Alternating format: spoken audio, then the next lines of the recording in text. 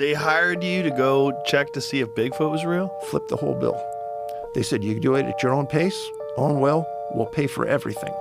I said, not interested. They came back to me like 4 or 5 times. Finally, at the end of a year, my wife is divorcing me. I now have only 50% custody. I have 50% of my life open to do whatever I want. They came at me again. I said, okay, I'm going to shorten it down to from what took 5 years to 5 minutes. Tennessee, Great Smoky Mountain National Park. There was a man there named Scott Carpenter. Scott, rest his soul, has since died, but he took me into an area in the park.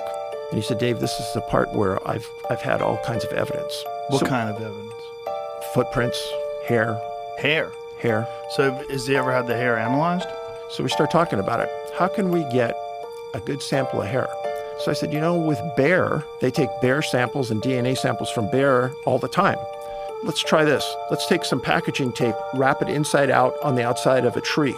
Put something at the fork of the tree, some kind of food, whatever, honey, something. If they lean up against the tree, it's going to pull the hair out, which we need the follicle for the DNA. Let's see if that works. She says, brilliant. We did it. It worked. In that area, we had tracks. Now, just so you know and everyone else knows, there's hair and fiber experts in the world, and they testify in Superior Court all the time. Like out in the lobby, you have all these different kinds of animals. If we took a hair from one animal and gave it to a hair and fiber expert, he could tell you within 2 minutes what animal that came from, because every hair looks different. So we took those hairs, went to a hair and fiber expert, and they said, well, where'd you get that? And I go, what do you mean? We've never seen that hair before. It's not classified. It doesn't exist. Okay, so that means we're on to something. So then I took... Does it have follicle? Can they do a DNA on it, or is it just hair? They did.